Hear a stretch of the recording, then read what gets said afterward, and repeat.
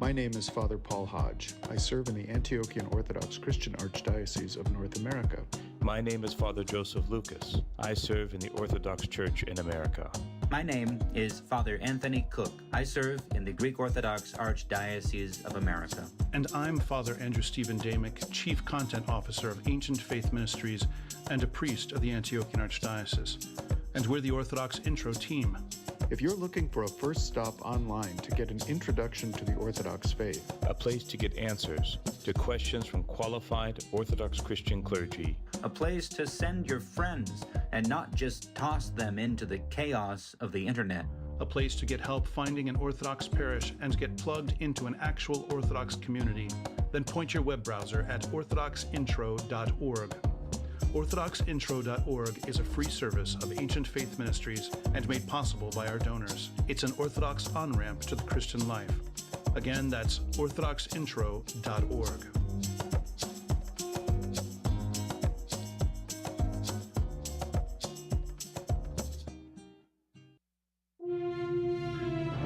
The ancient faith for the modern world. This is Ancient Faith Radio. Glory to the Father, and to the Son, and to the Holy Spirit. This is Orthodoxy Live with Father Evan Armatas, a live interactive call-in program where your questions about the Orthodox faith are addressed. Father Evan is the priest at St. Spiridon Greek Orthodox Church in Loveland, Colorado. Call in your question at 1-855-AF-RADIO. That's 1-855-237-2346. Here now is Father Evan. Well, hello, and Christ is risen. Welcome to Orthodoxy Live. Good evening to all of you. This is your live call-in show about the Orthodox faith, her teachings, and her traditions. And I'm your host, Father Evan. We're streaming to you live here on Ancient Faith Radio. I'm glad you're with us. I have to say that today, May 15th, 2022, in the Orthodox world is known as the Sunday of the Paralytic, where we read from the Gospel of John, chapter 5, verses 1 through 15. And remember, the paralytic who was by the well and laid there and was asked by Christ if he wanted to be healed. And the Lord receives an answer. The man says, I have no man to place me in the waters when they are troubled by an angel. And so here I sit. And really the question is Jesus that man who can change the trajectory of this man's life? And to that answer, or that question, we answer, yes, indeed, Jesus Christ is the answer for all of us who seek new life. And today, as we get underway, we sort of close out, a season of the year. We're reaching midpoint of Pentecost. And liturgically, we're trying to stay within our focus of the Paschal season, but, Pentecost is looming, and we enter into the time after Pentecost. Now, as far as Ancient Faith Radio goes in this program, this is usually a season, I think we're getting close to our 10th year as a program where, things get a little quiet on this show, and so I'm going to make an appeal tonight that with wide open lines as we start the program, that you ring in and ask those questions that have been on your mind, big or small. This is your place to have your questions about the Orthodox faith, her teachings and her traditions answered. Look forward to taking your calls tonight. And it's pretty easy to reach us. Just dial in at 1-855-237-2346 or 1-855-AF-RADIO.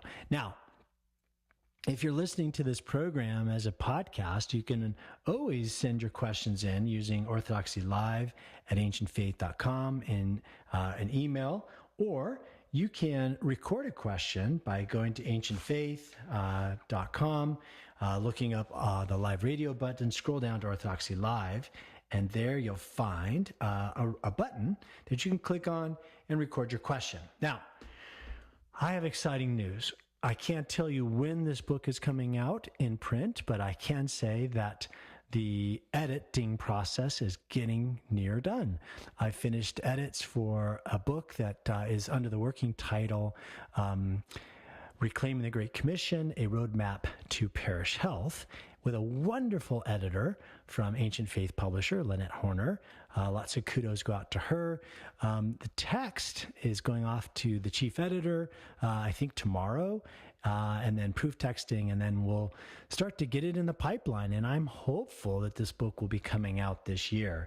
The other thing I wanted to mention to you is I heard from the intro, that advertisement for that intro resource to Orthodoxy, how exciting that is for those of you who are considering our Lord and Savior Jesus Christ and his church.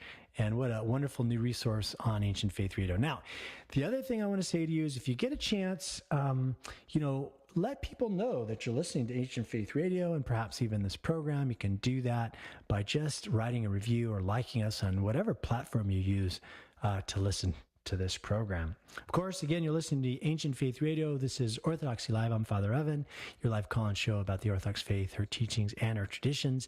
And our number to call, 1-855-237-2346. We've got open lines, so feel free to call in. We're going to go out to our first caller this evening. Jason, welcome to the program. Hey, Father. How you doing? Good. You sound great. Are you in radio? It's like an incredible audio. No, I mean, I record myself reading scriptures sometimes, but that's about it. Really? Well, it sounds great. Where are you calling from? I'm calling from California. Oh, wonderful. It's a big state in a certain part. Yes, sir.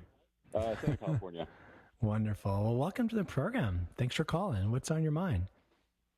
Yeah, so I kind of got converted into a Protestant church from a heathen background, and I married a Protestant woman, and she was raised in a Baptist church, and she's like really wary of Catholicism, and for the past couple of years I've been listening to Orthodox priests, and I really like what I've been hearing, and today I actually checked out an Orthodox church with a friend of mine. And I really, really did enjoy the experience. I was reading through the liturgical book, and I saw something that said, like, Holy Mother of God, save us. And I don't exactly know what that means, but I know, like, if my wife saw that, she'd be a little, she'd raise an eyebrow. Yeah, totally. Well, one of the interesting challenges we have is translating and using these ancient texts, ancient liturgical texts in a modern context and understanding the meanings of certain words, right? So we do have some equivalency in English, maybe we're working on something with one of our colleagues and we say, gosh, you're gonna have to save me on this one. I don't really know how to solve this, right? And when we use that word save, what do we mean? So in that context, just like lending a helping hand? Yeah, right. Simple, right? And what happened, of course, this idea of salvation through Jesus Christ alone and all of the polemics and ink that got spent in the Reformation, the Counter-Reformation, sort of hijacked a word, And so, in the Christian context, you can never say saved unless you're referring to Jesus, right? Yeah. But we have to recognize that Christians did not always have such an idea that you couldn't use the word saved, in any other context, right? So I give you another example. When I say a gentleman today, boy, Jason, you're a real gentleman. What do I mean? You would say that like I'm courteous, polite. Yeah, but that's not what the original word means. I think the original word meant like landowner or something. Yeah, exactly. If you were a gentleman, it was someone who owned land. Or if I use the word diversity, that word has got a lot of, modern buzz around it, right? If I say diversity. Yeah. And so, that's what's going on here with this word saved, is that what we mean here is not that Mary saves us in the way that Jesus saves us, but Mary may help or aid, right? And we can use that word, and certainly the Greek word means that as well. It doesn't simply refer to the, let's say, act of Christ on the cross, right? And his redemptive death, and his shedding of his blood. And then that's the way that it's used. Now, some attempts have been made to soften that. So some parishes might use Holy Mother of God, intercede for us, right? And that's a word that many are comfortable with in America, right? But not, the word save us. Does that help? That actually does. That helps a lot. Yeah. Well, so do you feel comfortable sharing what parish you visited today? I think it was St. Mary Antiochian Orthodox Church. Oh, wonderful. Yeah. And so were you well received? Oh, yeah. They were very welcoming, very friendly. Yeah. It's a big step. I mean, we had a couple of new families attend our parish today for the first time. And, they walk in and, everything is new to them, right? From the lighting of a candle as they walk in the door to seeing people make prostrations and kiss things and then the whole service itself. Had you watched some of the liturgy online before or read a little bit about the Divine Liturgy? This was literally my first experience with the liturgy. Oh, out of the box. First one. Yeah. Incredible. Well, God bless. You'll have to call in and let us know how the journey continues. Yeah, sounds good. Thank you so much. You bet, Jason. Thanks for calling. All right. As Jason drops off, that opens up a line for you at 1-855-237-2346. A resource for you that may help for those who've never been into an Orthodox worship service before is that many parishes are streaming their liturgies. And so that's something that you can check out. You can watch a liturgy before you attend. There's also a lot of good stuff on the internet about, what to expect. Many parishes have sort of a landing page for guests to understand what to expect. And I'll just mention, I did a church tour and it was recorded. You can find it on our parish website that sort of explains, what you're going to see and maybe how to navigate the liturgical space, that many of us would find new and unusual. So again, you're listening to Orthodoxy Live. The number to call is 1-855-237-2346. We're going to go back out to our phones and take a call from, is it Zula? Vula. Vula. Well, I know what Vula is. Yeah, Vula. Okay. Yeah. Are you a Stavrula? Paraski Vula, yes. Oh, Paraski Vula. Okay. It's for those of you, it's a very Greek name, beautiful name. Yeah. Is your patron saint Saint Paraskivi? Yes. So that is in July, is that right? Yes, I believe so. I was thinking August for some reason, but maybe that's because we combined them with others when we celebrated. Well, welcome. Where are you calling from? Colorado. Oh, my home state. Wonderful. Yeah. What part of Colorado are you located in? I'm over in the Aurora area. Uh-huh. I grew up and went to high school in Aurora. Oh, wow. Uh-huh. Yeah. And so I grew up attending as a child the Assumption Cathedral or Annunciation Cathedral. Right. Yeah. And then when I was a teenager, a new parish formed by the name of St. Catherine's, and I attended that parish until I went off to college. Mm-hmm. So anyway, well, welcome to the program, Vula. What's your question? I have a tough question, but what I've found or learned by listening to you that you don't shy away from these tough questions. So I'm not. Okay. I'm kind of nervous about it. I have to be honest, but I'm going to go ahead and just say it. Yeah. So can I just kind of give you a little bit of a backstory? Oh, of course. Yeah, it's always helpful for me to hear. So I was born, baptized, raised Greek Orthodox, obviously, with my name like that. But I was in Utah. And I kind of fell when in my teens. And then I just never cared about religion, didn't care about being spiritual until maybe the last 10 years. But the last 2 years, I've been really, really taking it very seriously. So it's something that I want to do my best to be faithful. But one thing I have a hard time with, and this is more than, it's not, I'm going to just say it's not recreational, but smoking weed. And what do you think? Is that a sin? Is that a deadly sin? Is it a... Sure, let's talk about it. First of all, thank you for asking the question. Thank you for being bold enough to bring it up, because I don't. I mean, Vula, I can understand your reticence and your anxiety in asking the question. Are you going to get, sort of whacked by Father Evan on radio? And hopefully if you do. No, if you've listened to this show long enough, you know that that's not my heart. And I think, what is hidden cannot be healed. That's a really important phrase for me.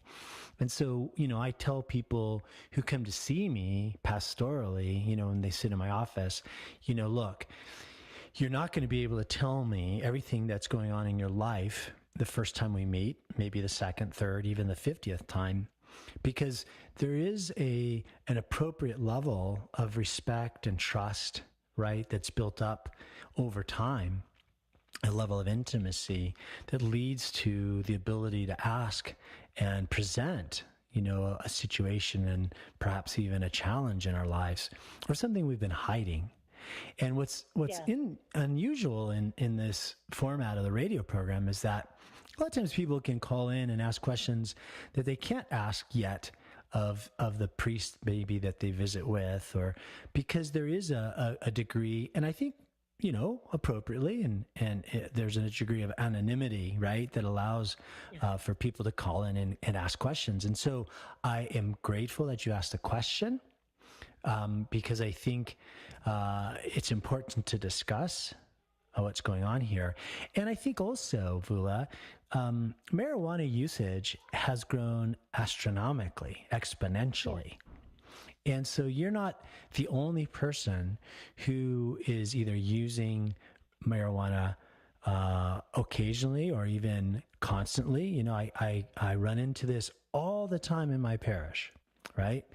And so, I do have some thoughts on the issue of marijuana use, especially from the perspective of the church. Yes. And so I want to share those with you. Okay. So any kind of just comments as I kind of opened up how I want to respond and such.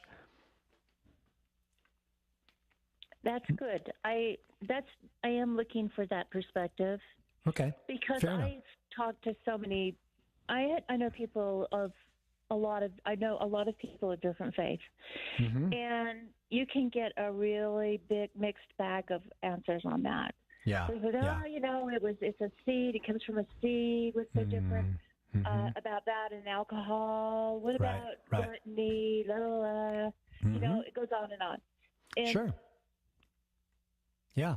Well, I think the answer that the church provides steps out of that level of dialogue and looks at the situation and the use of, let's say drugs, alcohol in a different light. Okay. So here's where we want to go. When we are created in the image and likeness of God, one of the aspects of what it means to be a human being means that we reflect the Creator. That's what an icon is. It's something that reflects the Creator.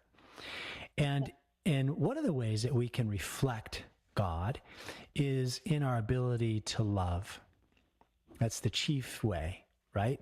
So when Jesus himself is asked, what are the greatest commandments? He gives the answer: to love God and to love one's neighbor as oneself.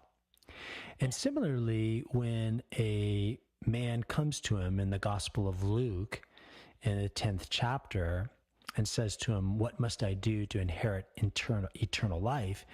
Jesus says, well, how do you read the law? Basically, how do you read the scriptures? And the man answers, to love God and one's neighbor. And Jesus says, do this and you shall live. Okay? So love is one of the, is the chief way in which we reflect, God on this earth, that we are a reflection of God. And so then when we think about love being the primary thing that human beings are created to do, and the way in which we give honor to God, we then have to think about, well, what is love, right? Well, what is love really? And one of the answers that the church says is love is directed outwardly. We say to love, simply and only oneself is not really love, okay? We also say that love is sacrificial. It puts itself aside in order to love others. It doesn't think of itself first, right? And one of the other aspects of love is that love is free.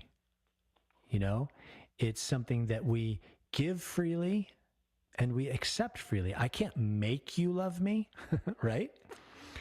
And at the same time, I can't make you accept my love, right? So in these three areas, one of the things that we come to with the use of let's say substances like drugs or alcohol and their overuse is that they diminish our ability to love. And you might say, well, how's that? And the major way in which the church says that they diminish our ability to love is that they alter our freedom. They alter our will and the freedom of will. So, for example, there's numerous studies on, let's say, the use of alcohol or drugs and their ability to make decision-making impaired, right? Right? So we get behind the wheel of a car when we're inebriated and we make decisions that are diminished.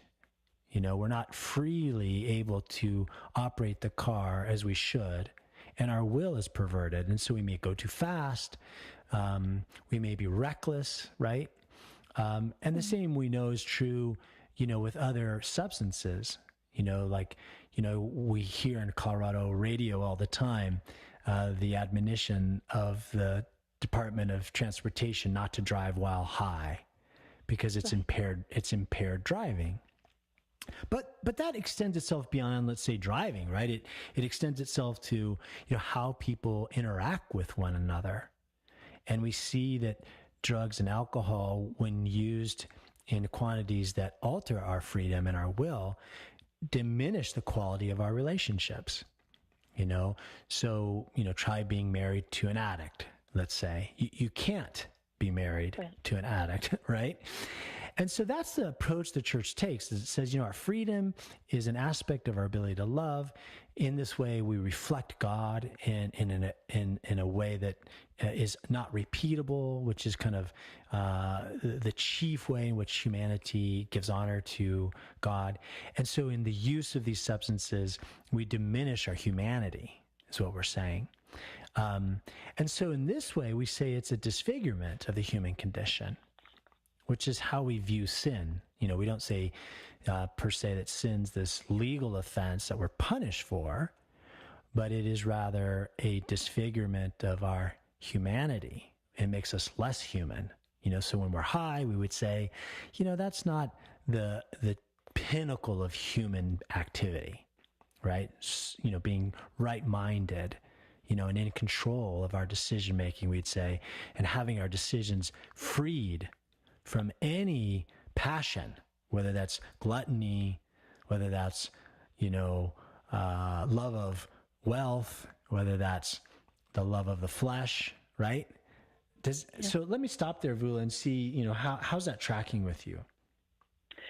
I get everything you're saying 100%. And I guess what I think, and I'm not trying to, I'm trying to justify it in a sense, because I say, I'm not hurting anybody. It's me, myself, and I.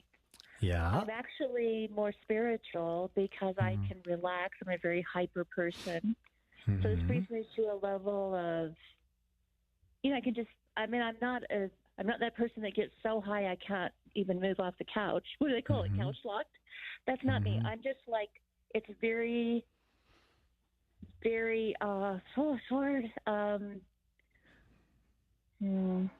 Well, I do understand what you're saying. I don't want to be argumentative about it. But what about people that drink or smoke? And yeah, the church would say the same thing. Sin, Yeah, I mean, yeah, we would say the same about all of those. That's why I brought them up. Avarice, and anything that takes our freedom, that diminishes our freedom, our love of others. And one of the things, as you mentioned, society has become really focused on this idea of, well, if it doesn't hurt anyone else, then why is it wrong? So we would say, look, I gamble. I like to gamble, Father. It relaxes me. I enjoy it. And you say, why would that be a sin? And the church might say, well, there's this idea of love being sacrificial, and perhaps the money you gamble could be used to feed those who are hungry. Right. And someone would say, oh, it's my money. I earned it. Right. And so we do have this sort of myopic view. Right? Right. We have this myopic view that, my life is my own and I can do with it how I please. But there's also this idea in the church that, no, your life is not your own. The scriptures say you were purchased with a price. And while all things might not be, this is as St. Paul says, while all things might not be, while you might be free to do anything, all things might not be profitable. So, one of the things too that may help you, Vula, is to consider the use of substances, whether it's food, sex, drugs, money, alcohol, any of those substances, right? The use of those substances are not found in the lives of the saints. They renounce those things. So that's also, we have that whole spiritual discipline of fasting and moderation, right? So these are things to think about, as you're considering your use of marijuana. And I understand those other aspects of saying, well, it relaxes me. Perhaps I feel as if I've reached a higher spiritual state. Again, the only thing is that the church would say, gosh, we don't have any experience of people using substances to reach that higher state, right? So, yeah. So, what? Courageous question. Thank you. Thank you. That was a beautiful answer. I appreciate it. You explained it so well to me, and I'm honestly, it's not like I'm just dead set on it. I'm not. Right, I'm not. As a matter of fact, when I started to question myself, I stopped smoking. But then I was like, well, what about all of these? You've always got those what abouts, and I know. I want it for me. It's for me. Yeah. And that not in a selfish way for me, but that I will do my best to be faithful and as spiritual as I can be, because I do feel like I put a lot into that. But that's my one vice, my one and only vice. Well, I know. It's interesting. Maybe a recommendation. I think you might find this as an interesting and helpful book to read. Have you ever heard of the book called The Great Divorce? Oh, no. You got to read it this week. It's by C.S. Lewis. It's about 85 pages long. Very short book. Read the book. And read it in light of that question about, this is my one vice, do I need to give it up? And just read the book and see how that book might influence you. Okay. Okay. All right, Vula, God bless. Thanks for calling. Oh, thank you. And Christos Anesti. Alithos Anesti. Bye-bye. So again, you're listening to Orthodoxy Live as Vula drops off. That opens up a line for you at 1-855-237-2346. We're going to go to a short break, and when we come back on the other side, we've got a comment that came in on Facebook that I'll answer. So again, you're listening to Orthodoxy Live at Ancient Faith Radio. We'll be right back after this short break. Orthodoxy Live with Father Evan will be back in a moment. In the meantime, lines are open at 1-855-AF-RADIO. That's 1-855-237-2346. Hi, this is Father Evan Armatas, priest at St. Spiridon Greek Orthodox Church in Loveland, Colorado, and the host of the Ancient Faith Radio Sunday night call-in show, Orthodoxy Live. I am pleased to announce today the release of my first book for Ancient Faith Publishing, titled Toolkit for Spiritual Growth, a practical guide to prayer, fasting, and almsgiving. It seeks to provide a guide to the three basic and primary disciplines of Orthodox spirituality. Through these disciplines, Christ opened for us a path that frees us from the disordered way of life that has become normal for many, even though their hearts and minds tell them otherwise. Please join me in exploring the three-legged stool of Orthodox spiritual practice, prayer, fasting, and almsgiving. Books now available at store.ancientfaith.com. And the title, once again, is Toolkit for Spiritual Growth. I look forward to sharing it with you. God bless.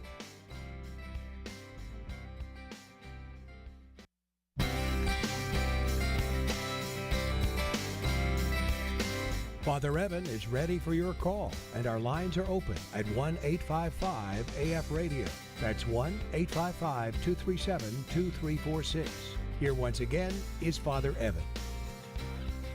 Well, hello and welcome back to Orthodoxy Live. Again, your live call-in show about the Orthodox faith, her teachings, and her traditions. As I said, we kind of enter into this period in May, June, July where things get a little sleepy, and so I always get a little nervous about going on air and thinking, I'm going to be speaking on air for an hour all by myself. So we do have wide open lines tonight if you want to get in at 1-855-237-2346. As I said before that short break, that I got a comment here on the Facebook feed, and it's sort of a question statement, and here's what it says. It says, the Orthodox Church needs to speak out against abortion. I don't think you can be Orthodox and be in favor of abortion, from John. Currently, there is a resurgence in the conversation, it seems, at least in the sort of world of ideas in America about abortion. And I think that was precipitated by the document that was sent out. And I don't know the correct terms to use here. Was it a document, a position paper, or whatever from the Supreme Court about Roe versus Wade? And here in the United States, that is the sort of landmark Supreme Court decision that led to, as I understand it, the legalization of abortion in America. And forgive me if I'm getting that bit of American history and the language around this incorrect. I'm not a student of that world, and so I'm speaking a bit maybe out of school there. But nevertheless, in America, abortion is legal with some limitations in some states, right? And access to abortion is to a degree, let's say, universal. And I think some of the facts around abortion that I'm aware of are things like something like 98% of abortions in America are elective abortions. And so, the church and the belief of the church is that human existence begins at conception. So from the time conception occurs, there is a human life. And we do not define, let's say, a human life by biological viability. We wouldn't say, well, it isn't a human until it exits the womb and breathes on its own. One of the reasons the church is dead set against such a definition is in revelatory history, right? We know the passage maybe from Jeremiah, while you were in your mother's womb, I knew you, the Lord speaking about each of us, or for perhaps the visitation of St. John the Baptist when his mother Elizabeth, who was related to Mary, who gave birth to Jesus, visits her, and inside the womb, John the Baptist leapt for joy, and his mother realized that her son reacted towards the presence of Christ, who also was in the womb, in Mary's womb. And there's a very beautiful icon that depicts Mary and Elizabeth meeting and the babes in their womb interacting. And of course, there's sort of a sort of, gosh, I don't even know how to say this, but kind of a erroneous idea that, if we define human life as something that, someone can live biologically, take their breath, and sort of be autonomous. I mean, that's an erroneous idea because, no human life is not connected to other organisms, right? There's all sorts of things, photosynthesis provides oxygen and the sun provides light, and a babe needs to be cared for. It doesn't come out of the womb autonomous and if you want to say it, biologically viable. And of course we've stretched, when abortions can occur in many places, late term abortions where, really the child, if given birth, would live. But as long as it's in the birth canal, so to speak, there's ways in which we can still terminate its life or murder it. And so the Orthodox Church is clear that life begins at conception and life is sacred and is to be protected from that time forward. Now, the Church is not the U.S. government. The Church is not the Supreme Court. The Church is not the electorate. But makes up the electorate and perhaps makes up part of the House of, let's say, Congress, or maybe sits on the bench. And hopefully Orthodox Christians have made decisions that are in line with the beliefs that we hold, right, and carry. And I wouldn't say that the Church is lacking in its stance. I mean, we're clear. But some may want and wish for a more active role. Now, to that end, there are several organizations within Orthodoxy that are attuned to the issue of life and its sacredness. And my own parish, for example, does participate in the prayers that occur during Lent, 40 Days for Life. The parish did meet members of it outside a local clinic that provides abortion services and held a vigil and prayer. We do have this month, we always do it in the month of May during Mother's Day, have a fund drive for the local pregnancy center that supports men and women in an unexpected or challenging pregnancy. And we provide not only material support and financial support, we have in the past hosted the roaming of pro-life pregnancy vans so that people can get free ultrasounds and take pregnancy tests and speak to somebody about options for keeping their child, right? Or what to do with a child that perhaps they know they can't care for and what options are available for them. So I think parishes and also systemically, dioceses and archdioceses can address and should address the issue. Days of prayer and services that can occur. So John, I appreciate that, and I appreciate you, writing in with that comment, and hopefully I've provided some framework for what we as individuals, Christians, Orthodox Christians, what we as collective members of churches and parishes might be able to do and beyond. And of course, look, I'm also well aware that there are people within the church who disagree and say, no, the church, it cannot take away a woman's right to choose, right? And that in a sense, to have an abortion is a perhaps civil right or legal right. Again, the church's perspective, it may be legal, but that does not mean that the church believes that it is then, let's say, moral or theologically beneficial. I can say that on the flip side, both in my time in Boston and then here in Colorado, in Boston, I worked directly with a ministry that assisted people post-abortion, both men and women. And, very challenging and difficult, ministry from the standpoint of the sort of pastoral, emotional, theological, spiritual dimensions that come post-abortion, and the same being true in here in Colorado. Having sat with many people who have either chosen to terminate their pregnancy or been, let's say, the spouse of someone who chose to terminate their pregnancy, and sort of the sort of emotional, spiritual damage that's caused in their lives, often decades long. So I think, again, the church's perspective, is not born out of a stridency, and sort of a march to sort of, legally obstruct.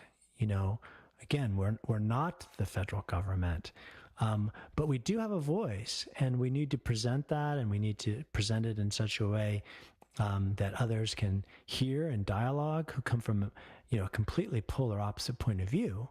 But that doesn't mean we should shy away, right, from speaking about it. So thanks again, John. So I'm going to pull a question here that came in. Dear Father, your blessing. I want to thank you, Father Evan, and all of those at AFR for their wonderful work that you do. It's a blessing that reaches across the oceans. I'm writing from Melbourne and Australia to ask a question about becoming the wife of a clergyman. My husband has been asked by his bishop to join the clergy, and he does indeed feel called to this vocation. For various reasons, I feel much more hesitant, but I'm also struggling for discernment in answering such a life-changing question. So to frame it, it sounds as if this person, her spouse, has been asked to be, to consider being ordained. And within Orthodoxy, we do have married clergy. And in fact, the wife of a priest often receives a honorific title. In Greek, it's presbytera. A presbyter, presbyteros, a priest, he has a presbytera. And there is an understanding that when the priest enters into ministry, there's a vocational call also to the priest's wife. It's not as if he's just becoming, let's say, a dentist, and what does the wife have to do with the husband who's a dentist? Maybe very little. I doubt that's true, to be honest with you, or vice versa. What does a man who's married to, let's say, a business executive or a professor have to do with their profession? They're connected. So in this sense, your question is, all right, if my husband chooses this, this is a connected reality to me. And so you go on. I can see that there are many resources available for discerning the path to priesthood, but much less on how a wife might discern if the life of a clergy wife is for her. Do you, or perhaps your wife, have any suggestions as to how to best approach the question from a woman's point of view? Obviously, prayer is needed, and ideally discussion with one's spiritual father. But are there books, specific prayers, resources, groups that might also be of value? Thank you. What a fantastic question. And I must admit that the answer to, the question of are there books specific to the consideration of this question, not that I'm aware of. I do not know of a single book written from the perspective of discerning whether or not a call to be the wife of a clergyman can be made or examined. And that's unfortunate. And I'm also not aware of any specific prayers, resources, or groups that are of any value. So what does one do in such a situation? I mean, you're kind of caught here flat-footed. I think the best example or best resource I can point out is discussions with local clergy wives, or to reach out beyond. There are associations in America, and I don't know in Australia, associations for presbyteras. There's retreats that are held. There's a national sisterhood of presbyteras. So you may want to look online at those resources here in America. And I once was honored with the opportunity to go and host and speak at a retreat for presbyteras on the west coast of America. And I think there was about 50 women who came, and we spent the weekend together. It was really incredible and beautiful. And I think that's your your primary resource, right, is people who are already serving in that capacity and attached to the ministry of a priest as a spouse. And you can examine that from their point of view. And certainly, I think for my own wife, she, would say that she approached this over time. It was not a decision that I came too quickly or she came too quickly. We dated for basically a year and a half. We were married for a total of, let me think here. Turns out we were married for about 5 years. Yeah, 5 years before I was ordained. And even then, I was ordained into the diaconate and spent 2 years as a deacon before I was ordained as a priest.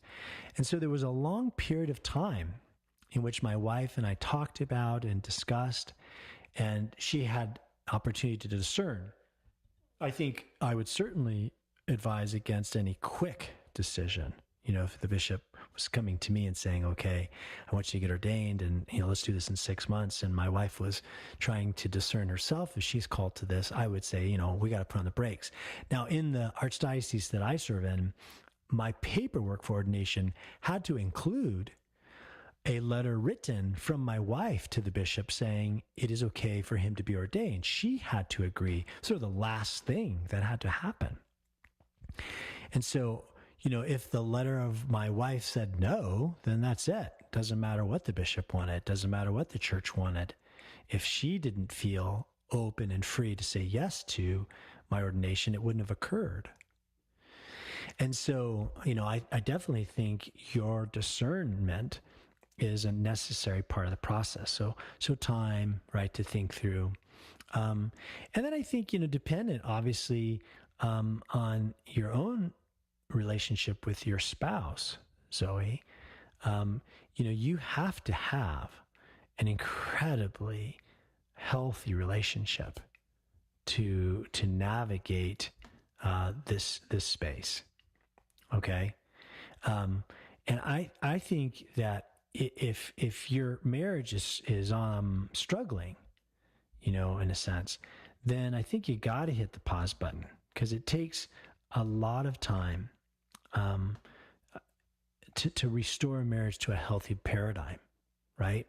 Now, on the other side, the producer for tonight's show is a priest's wife, and she went by the honorific Matushka Trudy.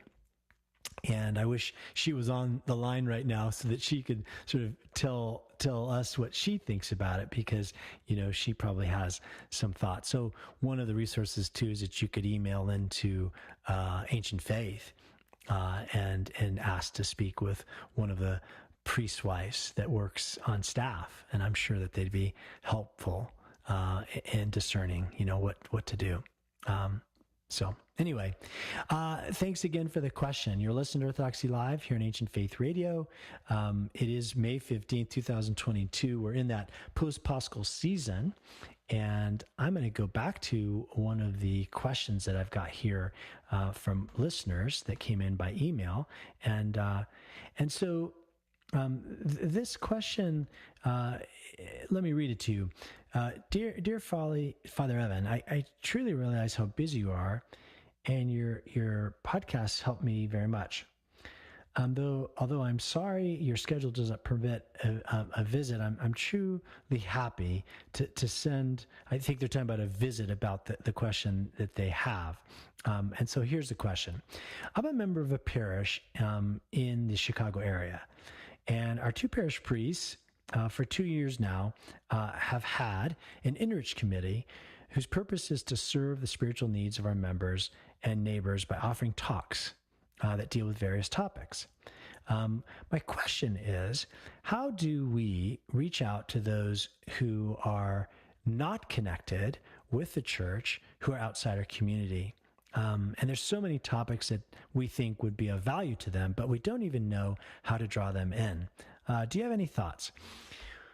Well, that's a difficult question to answer. In a sense, it's the reason, one of the reasons that I wrote the book, Reclaiming the Great Commission, roadmap to parish health.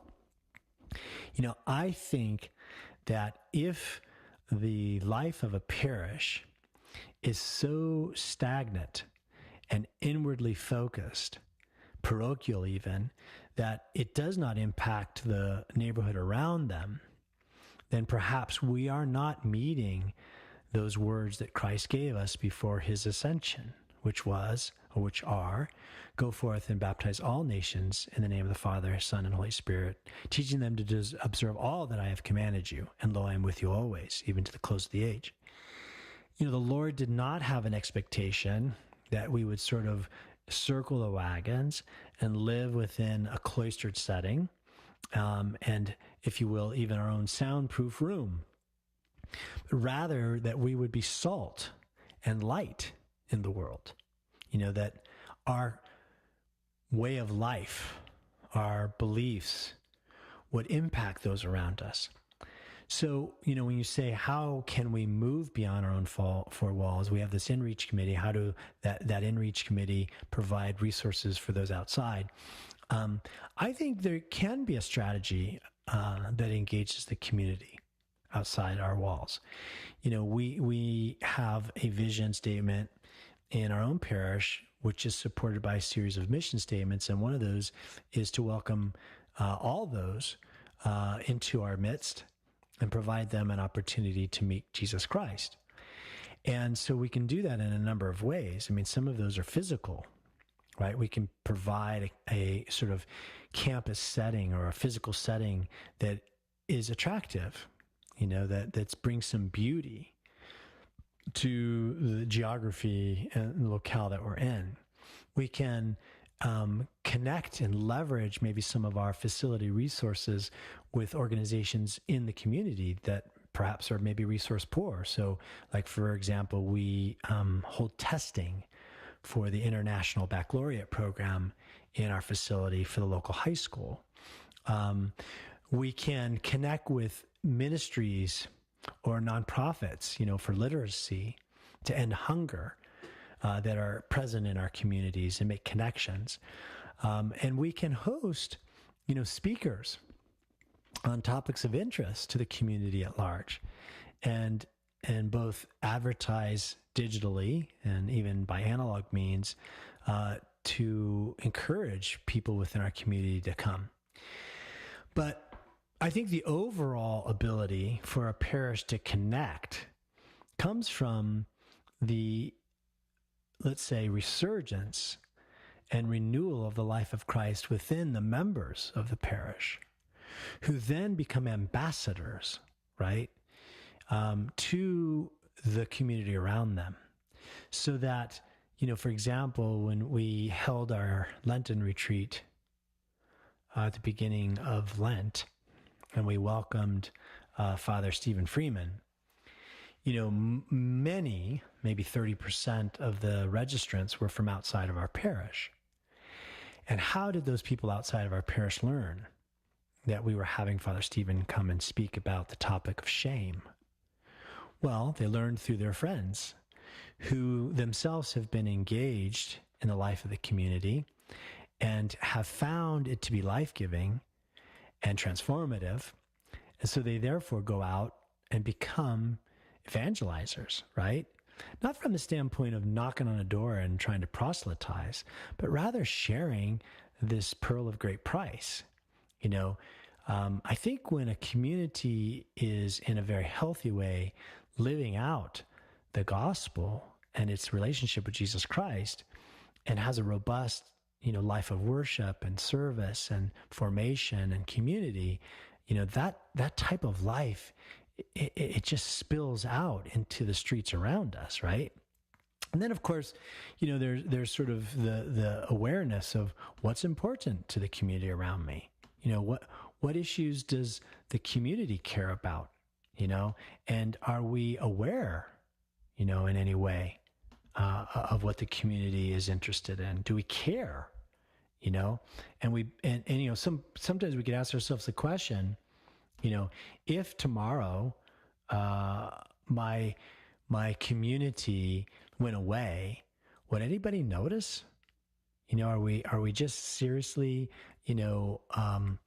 inhabiting space, but not engaged, in the community around us. So there's just a few thoughts.